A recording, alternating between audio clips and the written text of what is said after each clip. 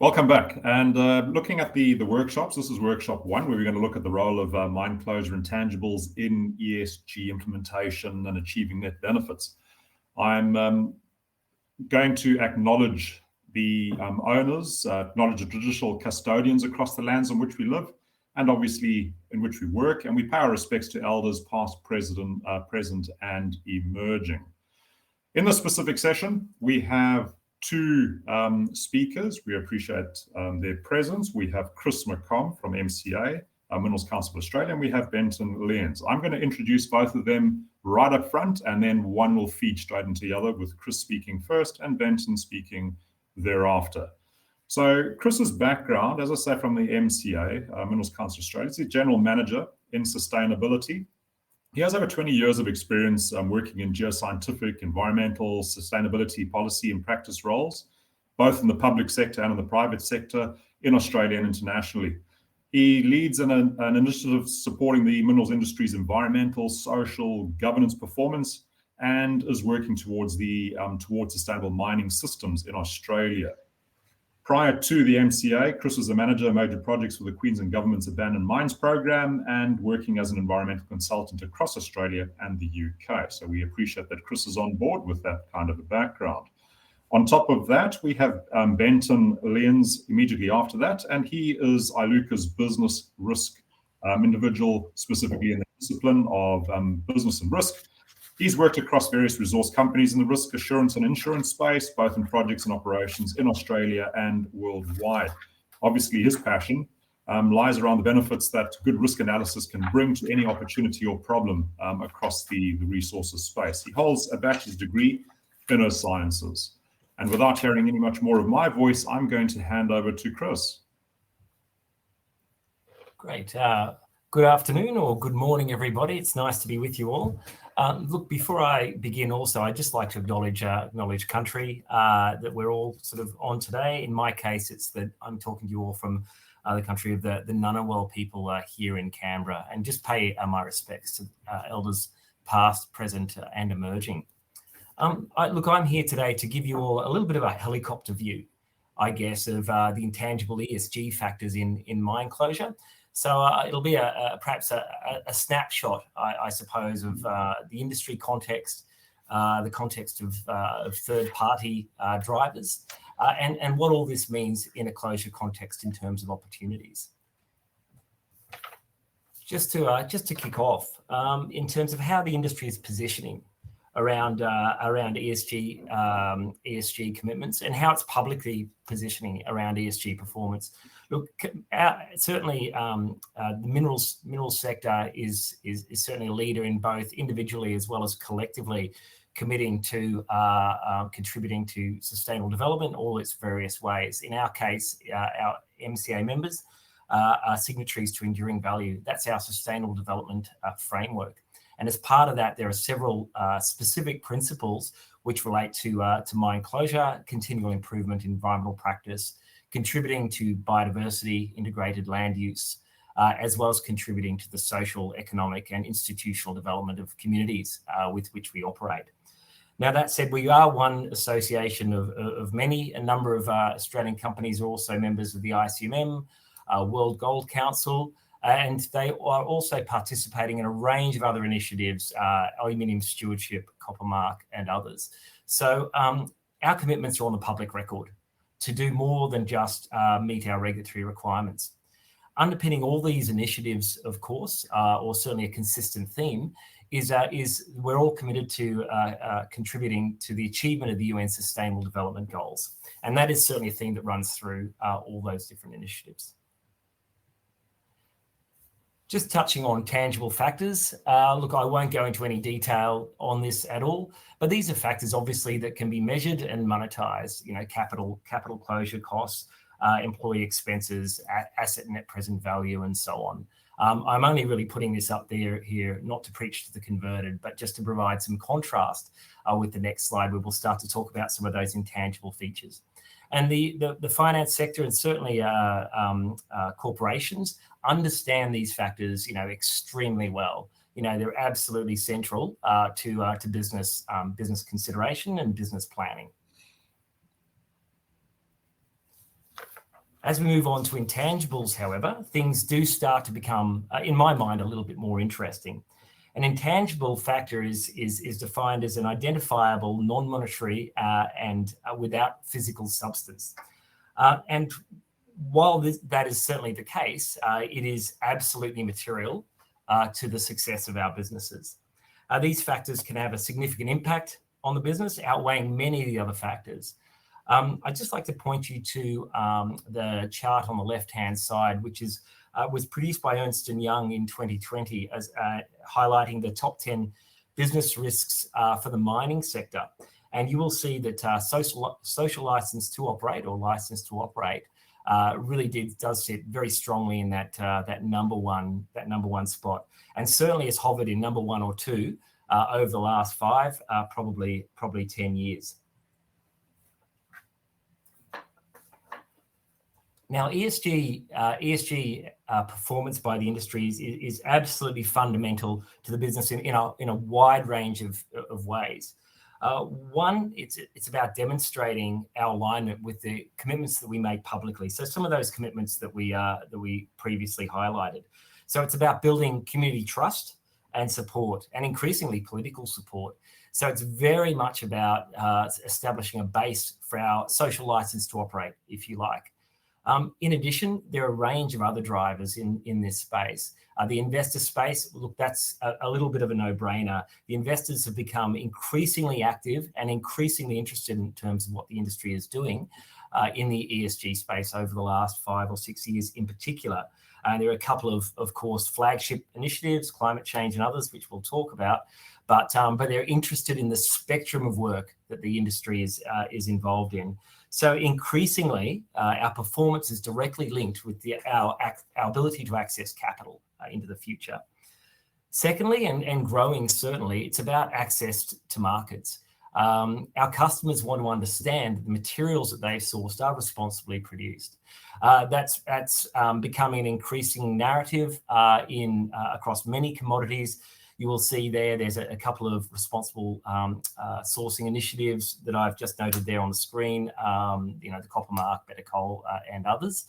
But also increasingly in the critical minerals space, where governments internationally are starting to mandate specific requirements for responsible sourcing for the supply of those critical minerals. So I guess the upshot here is it's about access to markets as much as it's about access to capital. And whilst that maybe isn't at the forefront right now, just wait 5 years and we'll certainly see that more prevalent. Thirdly, it's also about access to resources, which is pretty critical working in an industry like ours. Good corporate citizens, if you like, with strong ESG credentials, are more likely to secure that next approval and avoid government intervention in this space as well. So it's about ensuring that you are able to continue to access the next project.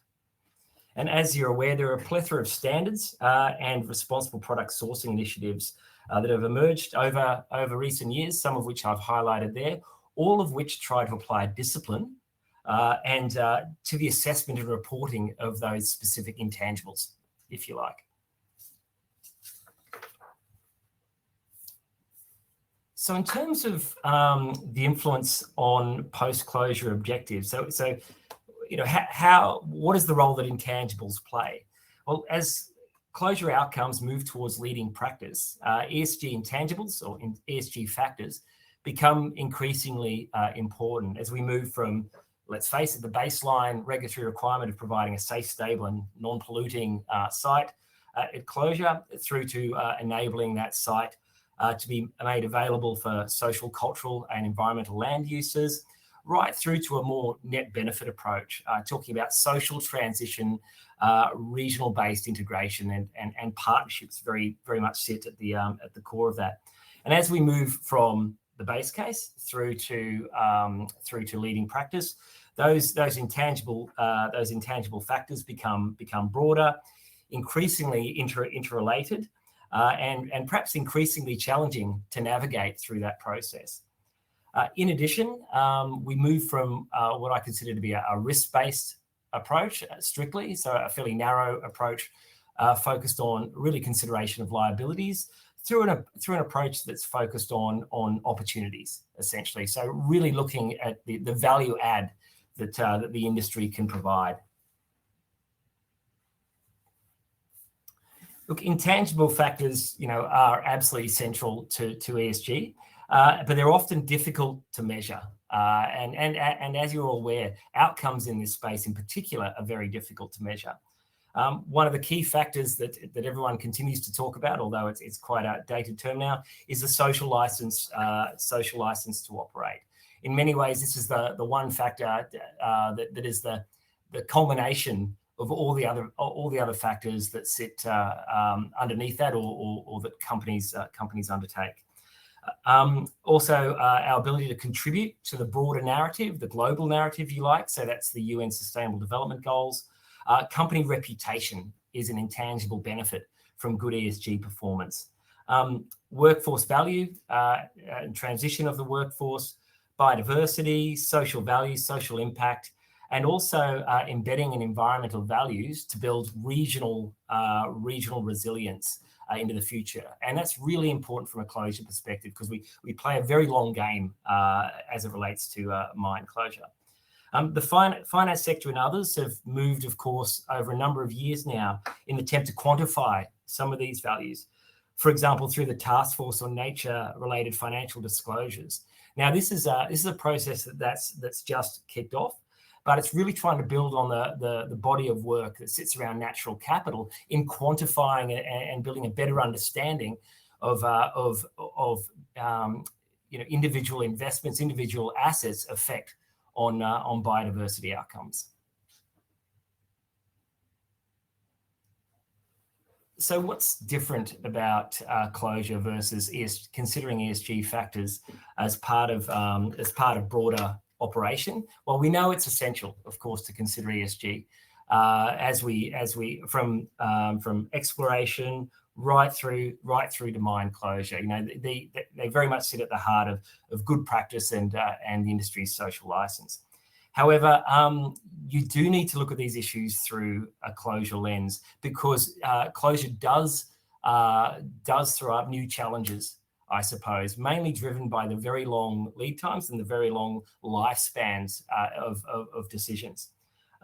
For example, changing societal community expectations on mine closure and the ongoing legacy left by mining, the changing nature of the mining workforce, changes in local communities, First Nations partnerships, when there's intergenerational change in those communities, the impacts of technological change, including the energy transition, climate change and its impacts on local and regional environmental values, and also regulatory change, shifting the goalposts, which those who work in closure are obviously very familiar with. And also, as time goes by, we're going to see new ways of thinking about some of these factors emerge. Most notably, of course, the Task Force on Nature-based Risks disclosures that I alluded to as part of my last slide.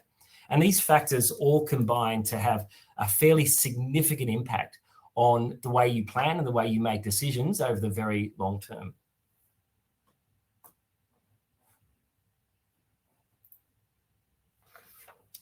So in terms of opportunities, look, ESG factors are different when you look at them through a closure lens, and they do need to be considered through that lens. It's really important to have a sound understanding of local regional values. And as you move through that sophistication curve in terms of your approach and what you're hoping to leave as the industry's legacy in a region, consideration of these factors becomes more complex, more interrelated, but ultimately is able to drive more resilient outcomes. The integration of these factors into closure decision-making using non-financial measures linking values, risks and opportunities and outcomes ultimately will be increasingly important. We need to consider how do we look at uncertainty and adaptive management over very long time frames. A regional scale collective impact approach may provide a pathway to greater regional resilience in the long term. And at the heart of that is going to be partnerships and collaboration. So look, they're just a range of different ideas that I thought I would just throw up, opportunities that could be explored as the CRC looks to develop its second tranche of research. Thank you very much.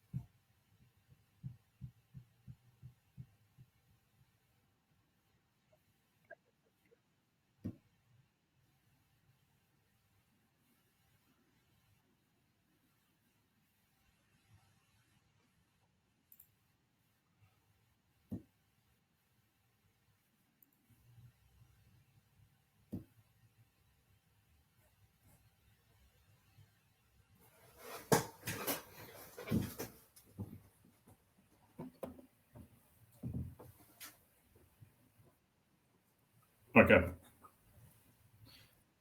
Thanks very much for that, Chris. It seems that we're having troubles tracking our next speaker down. So absolutely important, and it's very close to the heart of what everyone has to consider in terms of the ESG component. And as much as I sort of introduced that idea of known knowns and unknown unknowns, when you talk about risk versus uncertainty, risk, there's a probability and a likely outcome, whereas an uncertainty, it's a big question mark.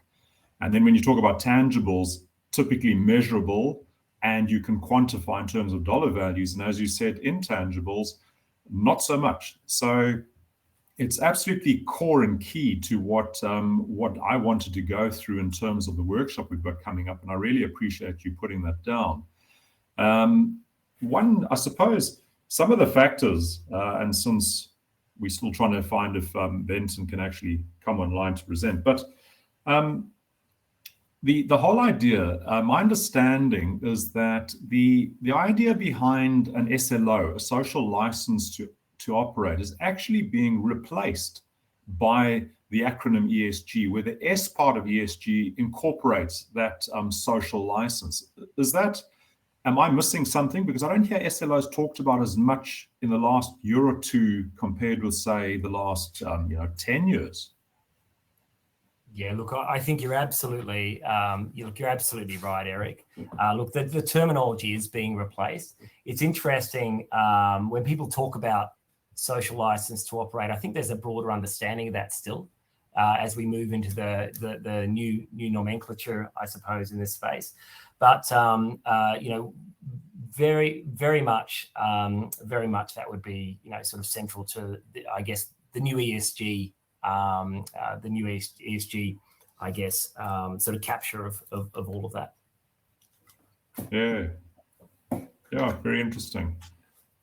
And I suppose this is where the challenge is going to be, as you quite rightly point out, and that is to do with the intangible uncertainties. So. Okay, so just to wrap up, it seems like we've got our other speaker online, but just to finish off very quickly then, you talked about partnerships and collaborations, and that is obviously from a mine point of view with local community and other stakeholders. Absolutely. I also think, obviously, it's region specific, but the importance of collaboration with other industry counterparts as well. And it could be other extractives operating in your region, I think is critically important in order to sort of plan, in a robust fashion for the future for a post-mining, I suppose. But I would argue there would have to be the broadest range of partnerships that provide those opportunities to support the benefits that we're all sort of seeking from the sector's presence. Excellent. Thanks very much, Chris. Let's see if we can bring Benton on to give us his rendition. Okay. Welcome, everybody.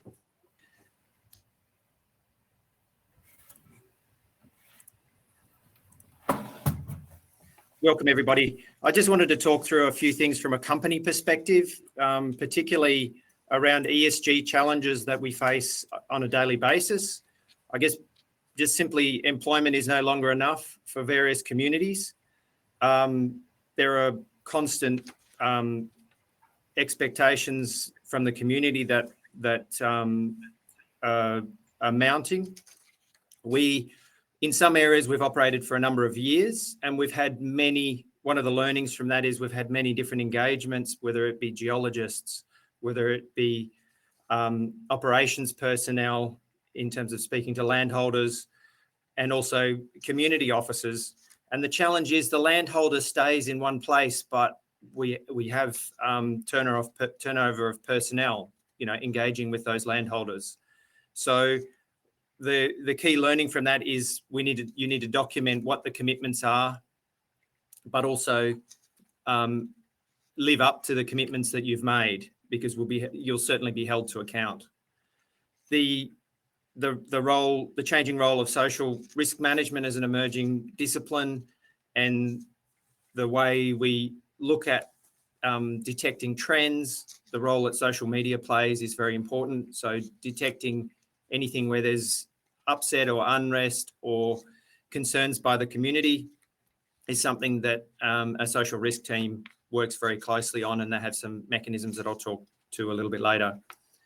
Also, an additional area that everybody's very much across is working with First Nations peoples, and also navigating the heritage protection areas and making sure we meet our obligations and working closely with people there. The other area that is emerging and seems to be gaining increased cadence is around climate change, and our response to that is to have a working group internally led by one of our Luca executives, and also having broad representation from across the business, whether that be business development, whether it be tenement and landholder management, risk management, HR, right across the different operations, and truly from a ground up trying to understand what the opportunities are and how we'll best address it from a technical perspective before we can make a commitment. The key bit, understanding your baseline, what's possible, and then how collaboratively, how we can work together, but also how we sell that within the organisation and how we wire it so that it becomes part of the investment decisions. It's not something extra, it's fully integrated, a bit like health and safety was maybe 20 years ago. It was something extra that felt like it was being imposed. It becomes just a way of doing things, and it's a consideration at every point, whether it be through procurement, whether it be through investment decision. The second question there is around what are the challenges around where we don't have regulatory standards. And I guess the key learning for me was going back just a couple of years now. We went through a learning exercise. I went through that working with our legal officers just to understand what learnings we could pick up from the Commonwealth APRA's review into the Commonwealth Bank. And the real key point from that was that I could take away was that, what can we do is the question you should ask yourself, and what should we do? And the two, may not be the same thing. So we looked at, following up of, we try to look at what, the bank has customers. Who are our customers? They're really stakeholders. They're the community we deal with. And looking at it with a bit of a fuzzy lens and saying it's a different industry, but what are the principles? What are the things that could affect us? Where could we be potentially exposed because of, certain positions we might take and not understanding the parties we're dealing with?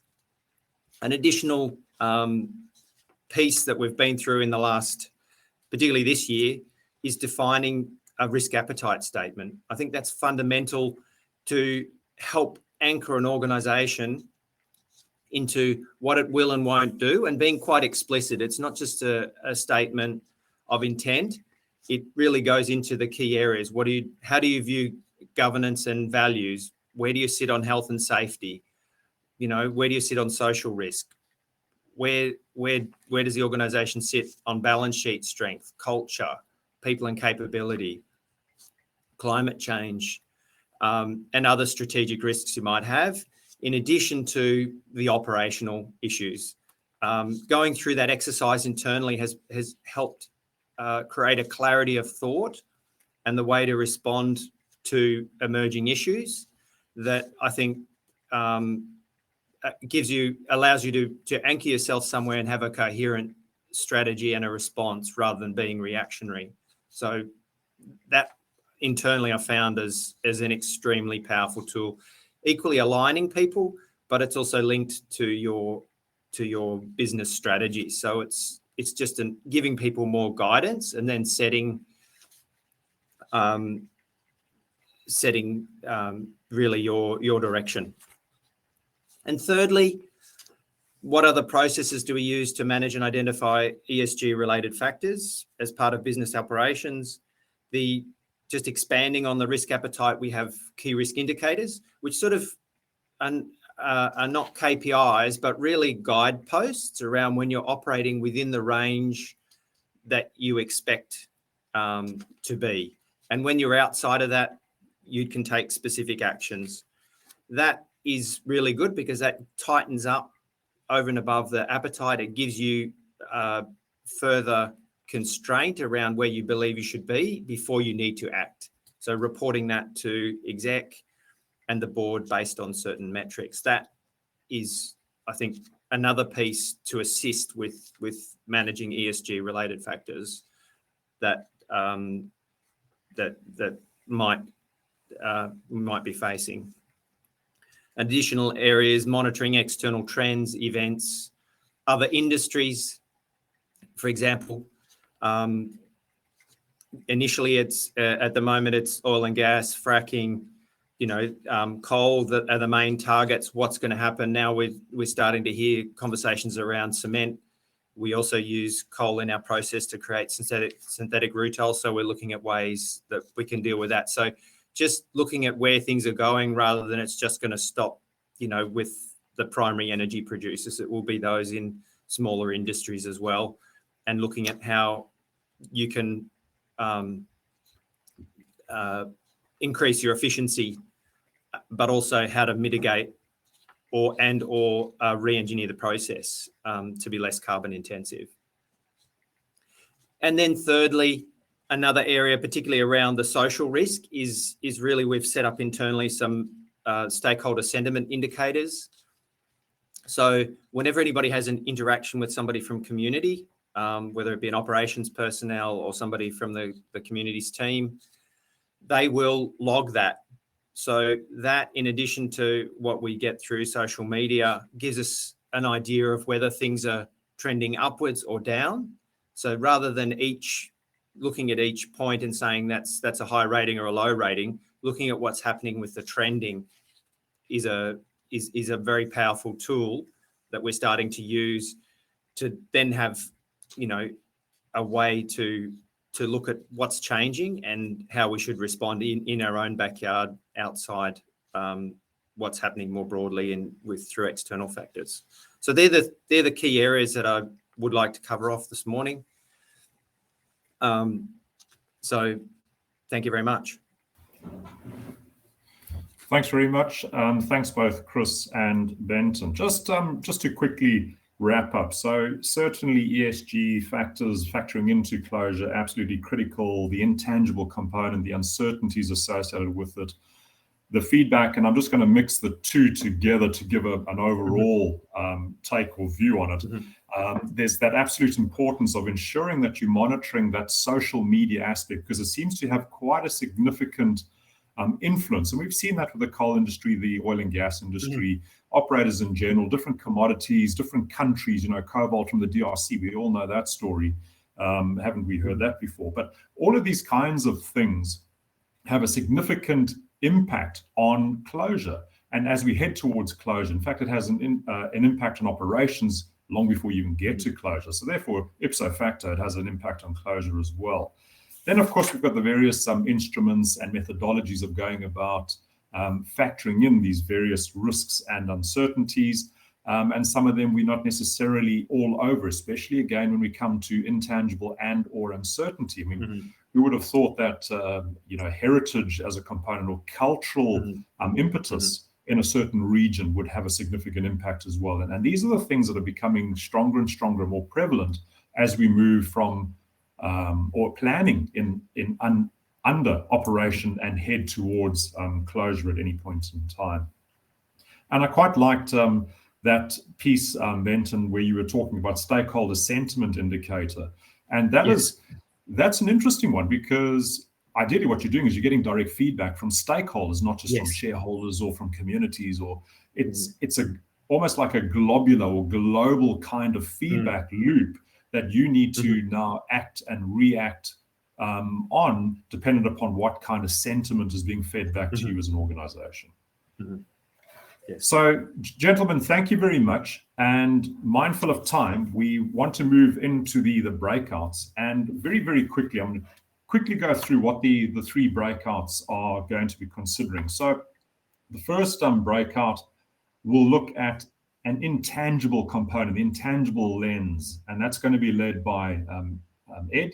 And that'll look at when and how residual factors incorporated in mine closure planning, what residual factors typically do not receive attention, and what methodologies employed to try and quantify and dollarize the intangible uncertainties that have been identified. So that's breakout one with Ed. Then Glenn is going to lead the ESG lens, environmental social governance lens, and that will look to talking about environmental social governance factors handled as a collective, or they're still being handled individually. So is ESG an acronym combining them all, or is either environmental, S the social, G the governance, and they're done separately? Are we seeing changes in business processes due to ESG factors, or is action mostly reported? It's report based. In other words, all we're trying to do is tick boxes. And then what are the key ESG factors currently influencing closure decisions? And the third breakout, which I will lead, will be the evaluation planning lens. And there to look at the differentiation between risk and uncertainty, and then identifying tangibles, like acid mine drainage, tailing storage facilities, whatever. I mean, those are tangible. And then to say, well, on the other front, what have we got incorporating intangibles, and what are they, and how we go about incorporating them? So without further ado, what I'm going to do is pass over to the breakouts, and let's lead each of these, with Ed leading one, Glenn leading the other, and I will lead the third one.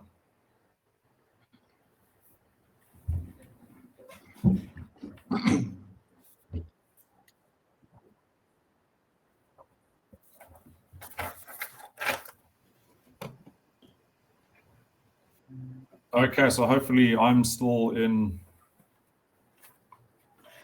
one of the rooms. You are, Eric, right, but I'm in the same. Chris, you still in this room? Yeah, I am. I can only see room 1, 2, and 3 in the breakout rooms on the side. I'm not sure. I can only see rooms 1 and 2. My apologies, in the breakout rooms. I can only see 1 and 2 as well. Are there only 2 breakout rooms? No, there. Okay. Oh, all right. I'm happy to fill a space in any of them. So Ed, I assume Ed has gone into breakout 1.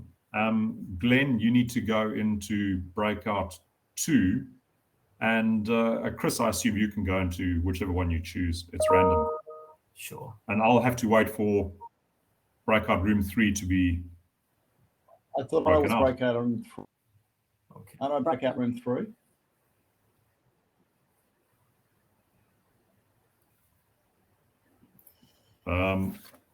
I've got it as because I'm in 3 in the order that we went in. Okay, so then let's just Eric. All right, yep, 100%. Let's go with the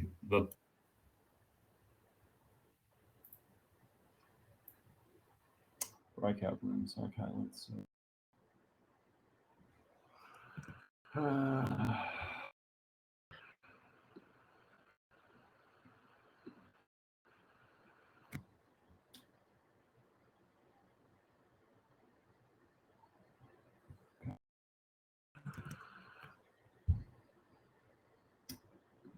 All right, still seeing.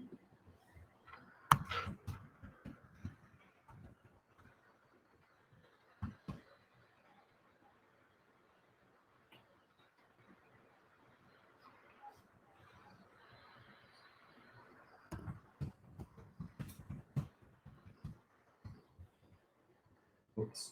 Oh, that's breakout.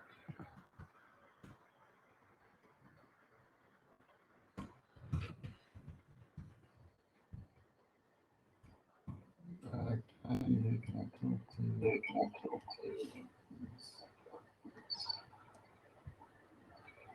So I'll join 2 so that 3 becomes available, or is that? But will there be anyone in 3? I'll be there. There won't be any disagreements if it's just me, Brian. Yeah, it's just the numbers aren't what they were supposed to. So I think they.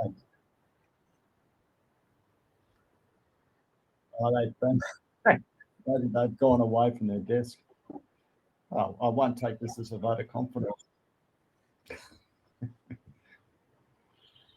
Are you going to join one of the breakout rooms, Brian, or? Well, I wasn't going to. I was going to join one if we needed it, but it looks like if you set it 9, you can't change the number now, can you? Now it looks like we might get that. Maybe we just go with the 2 then. Glenn, you may get out. Well, what shall I go into one of the other breakout rooms?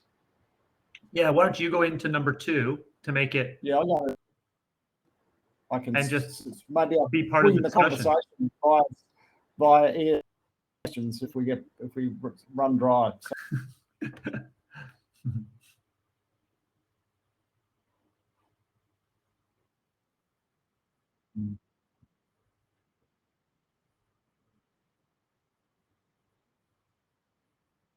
Yeah, no. So do I go in there now?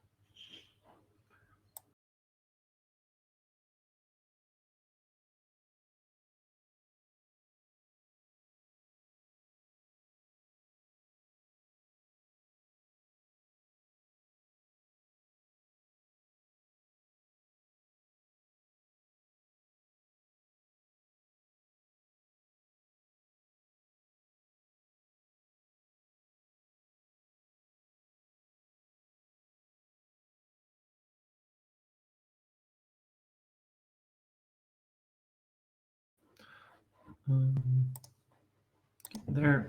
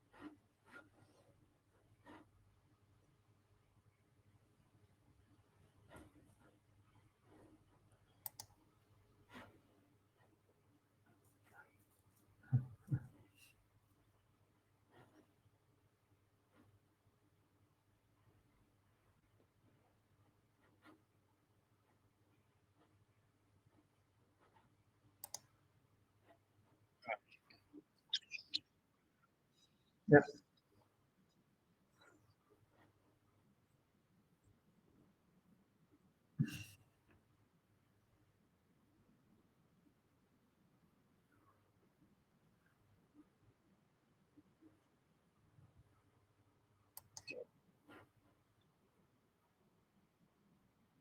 Yeah. Okay, so I can go back in. Yep. Can I ask, there's 15 people showing, are they in the main stage?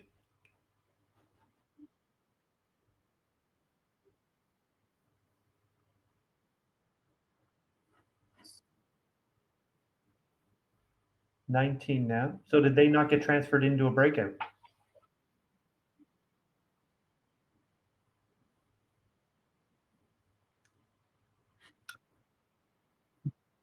Yeah, please.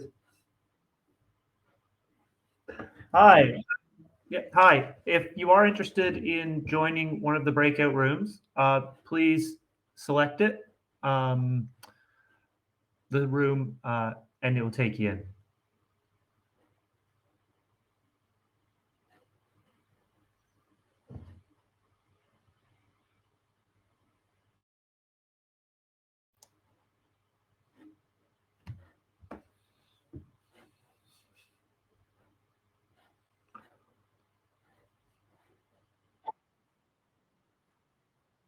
Mhm. Yeah.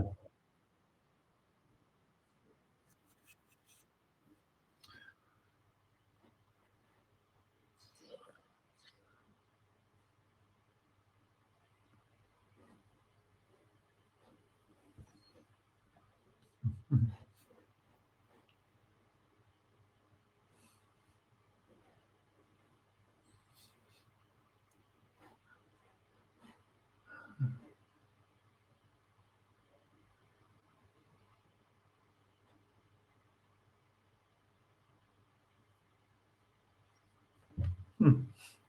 Well, we're almost done them anyways at this point.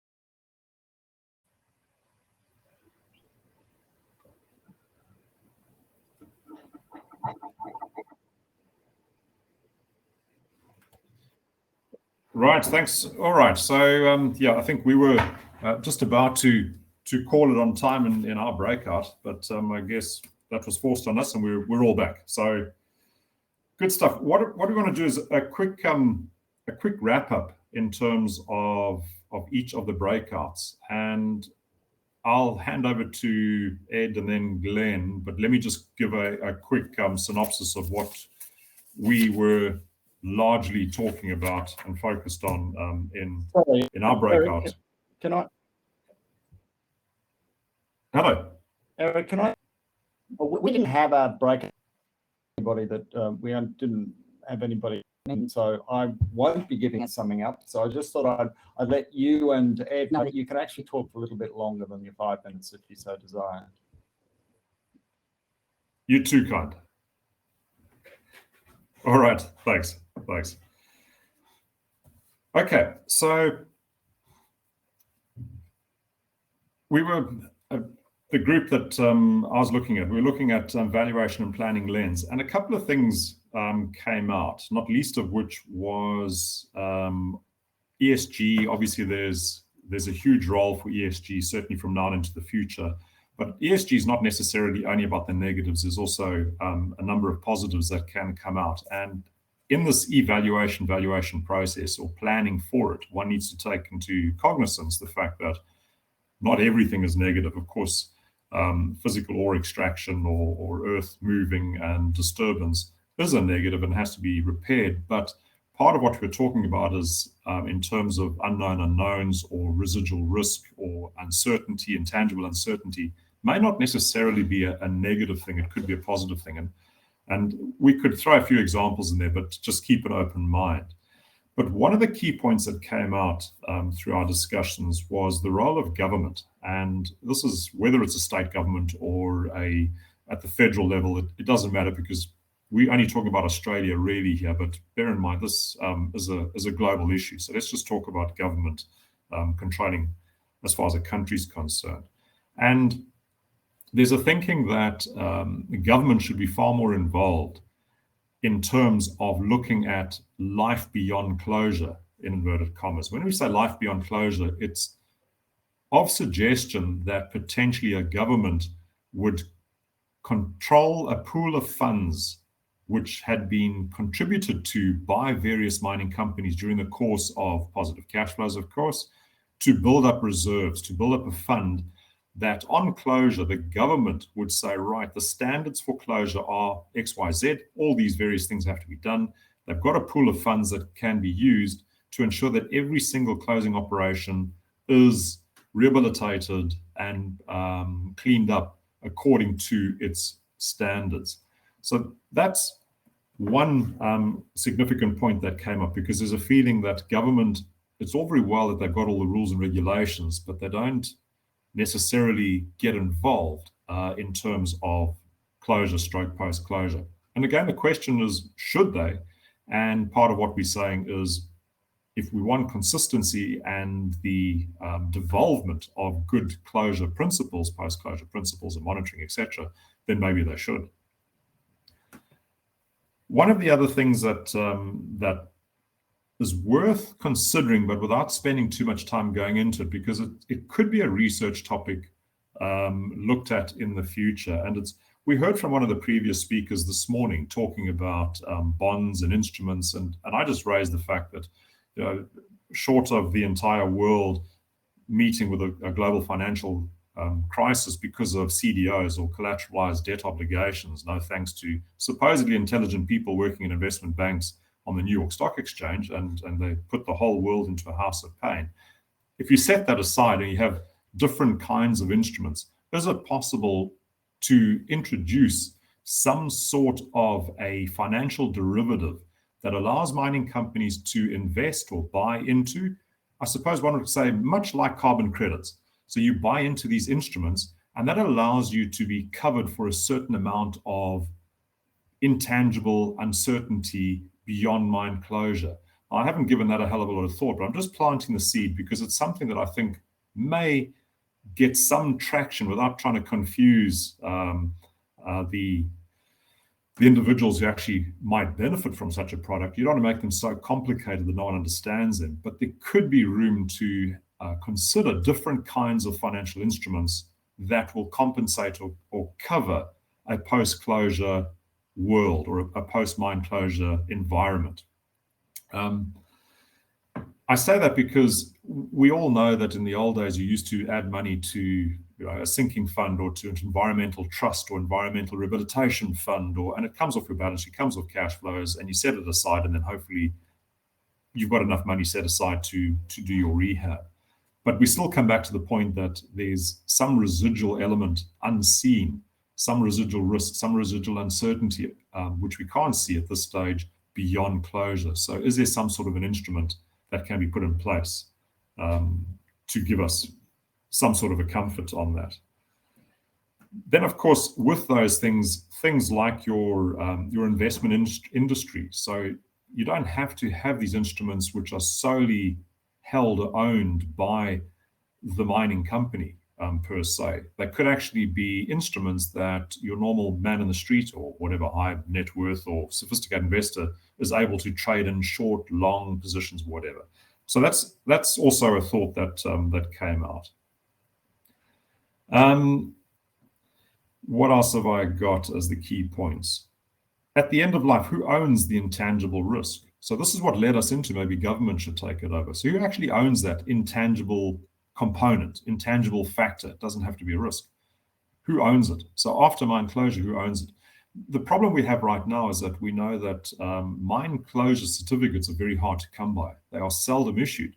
And the reason is because governments, through their environmental agencies, are suggesting that we are not totally sighted as to what potential additional environmental occurrence might take place beyond closure. So we're not 100% sure that we're going to give you a certificate just yet, because you might have acid mine drainage, or there might be some surface subsidence from a void that collapses and it propagates all the way to surface or whatever.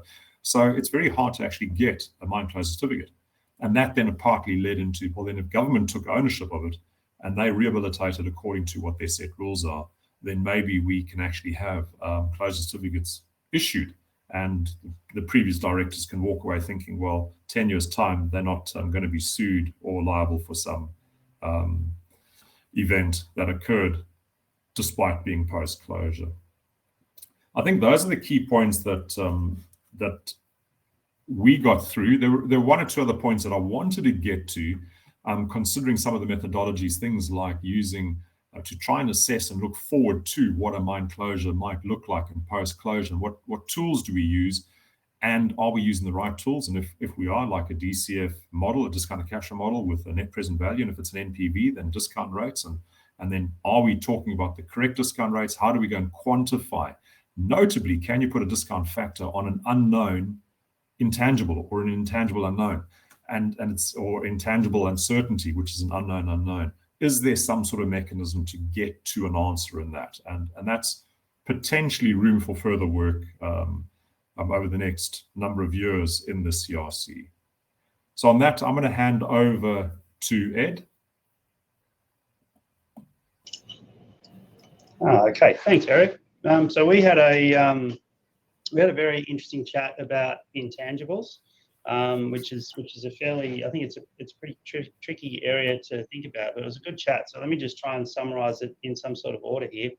The way it's considered needs to be part of business, and the way that it needs to be business as usual. It needs to be incorporated continuously. So one of the challenges then is how to bring that forwards.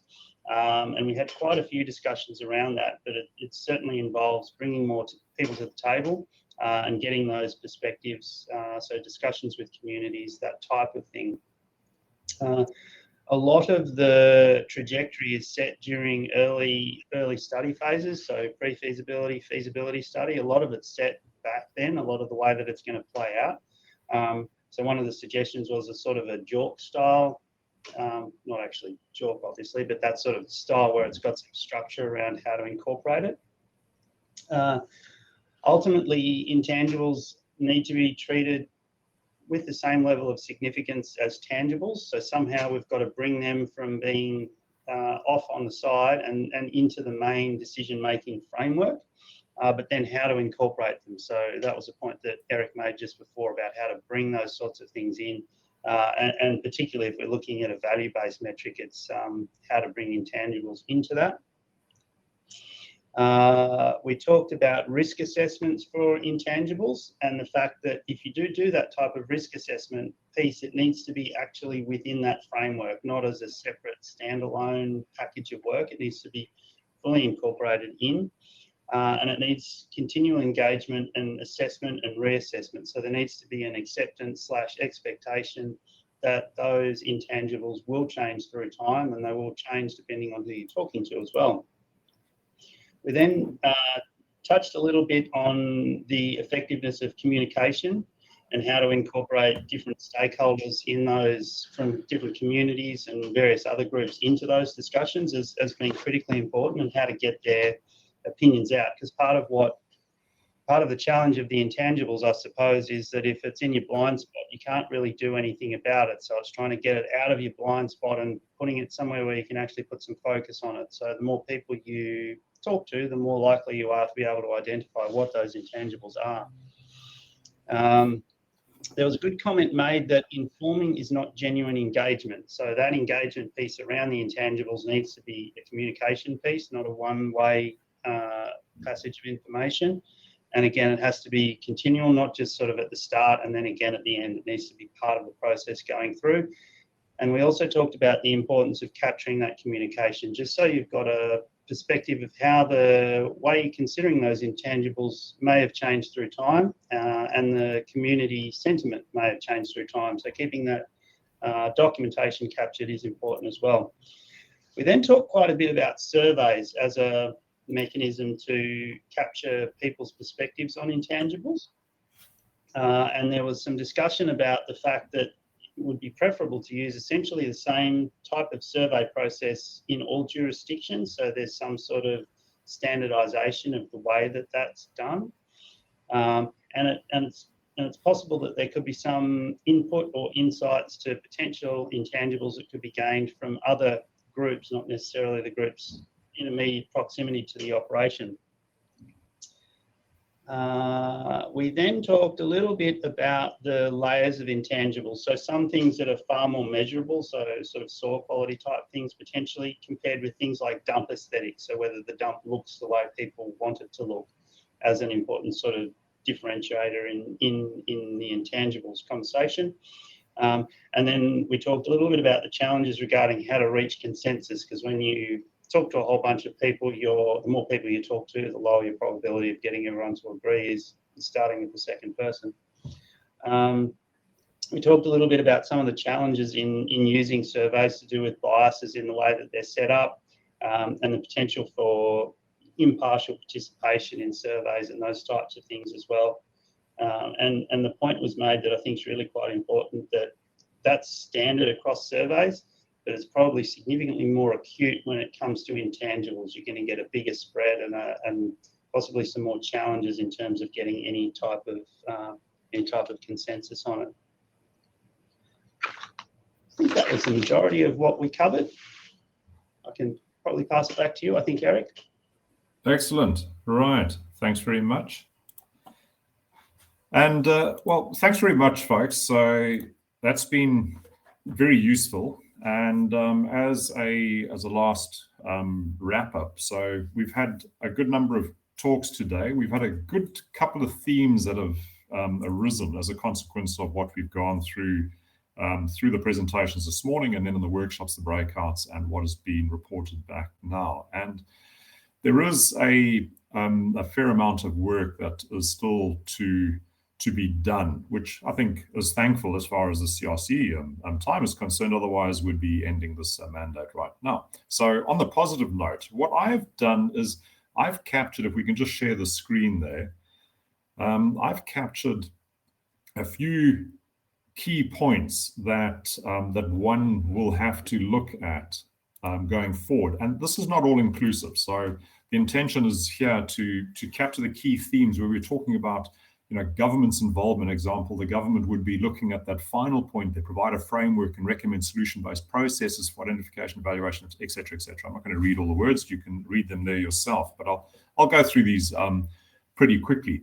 But I'd like to believe all the components are sitting in here, in these succinct points as to what the way forward looks like.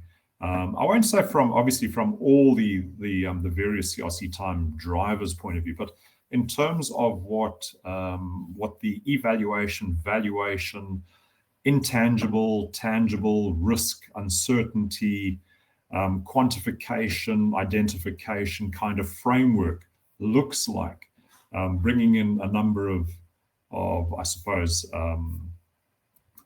undergrads, or actually postgrads and or PhD students to work on some of these topics. Things like if there's an aspect that looks to maybe some form of financial derivative instrument that is tradable or not tradable, it's an OTC over the counter, or otherwise it's a listed kind of instrument.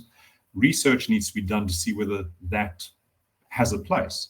Research needs to be done to determine whether the government should consider, it should consider whether the government needs to take ownership post-closure. Maybe there's a finite period. A mine closes, it's got 5 years to remedy, rehabilitate, plant, do everything that it is obliged to do according to regulations. And then 5 years and 1 day, and I'm just throwing numbers in the air, and 5 years and 1 day, the government steps and takes over. And as long as it's not an absolute mess, in which case I'll sue the directors or chase after the directors, then they take over and they complete what potentially could be intangible uncertainty that is now becoming tangible. It's now becoming certain, that needs to be addressed on this post-closure aspect. And they use a pool of funds to do a final cleanup, closure, or repurposing. I mean, let's be honest, this is not just about closure. We're looking at future land uses. We don't have to always just look at, all right, we need to revegetate and call it quits and we walk away. We could have something like, and I'm sure you're tired of this example, like the super pit in Kalgoorlie. Good luck if you think you're going to fill that up and rehabilitate.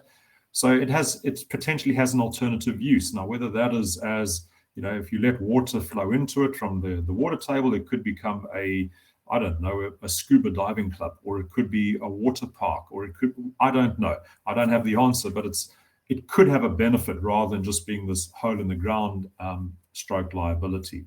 So very quickly, the areas that I think are requiring further attention: developing a framework, identify ESG. That's a critical part. How do we facilitate, quantify ESG? The S part in ESG, that's a social license to operate. I think the word social license to operate is actually disappearing as an acronym, and it's replaced by this acronym ESG, where the S part is that social part. So let's not ignore the E, not ignore the G either. A lot of the E and the G in ESG is actually regulated already. But as a complete ESG, climate change, things like that, social, community involvement, future community sustainability, we came across that as well. These are things that have to be considered in greater detail. We need to have the appropriate tools to quantify mine closure assets and liabilities. And this is where we're talking about the tangible, intangible, risk and uncertainty, and how they mix to give us known knowns, known unknowns, unknown knowns, and unknown unknowns. And that can either complement the use of DCF NPV in Excel, or otherwise we rule out DCF NPV altogether, just kind of cash flow net present value, and we create a new methodology, which is something that needs to be researched and needs to be looked at in significantly greater detail. The reason we have DCF NPV in Excel is because we're familiar with it, we're comfortable with it, we know what we do, we know how to drive numbers in the Excel spreadsheet. But is it the right methodology to be looking at all? And I don't have the answer to that until we see some alternatives. And then, as I said, as the final point there, recommend a solution-based process. And that could be along the lines of government intervention, a relinquish of ownership, a final closure certificate, and then, or financial instrument, derivative instruments, etc. So a few areas that I believe will be needing significantly greater attention. And on that, I wish you all the best of the rest of the day. And thanks for your participation.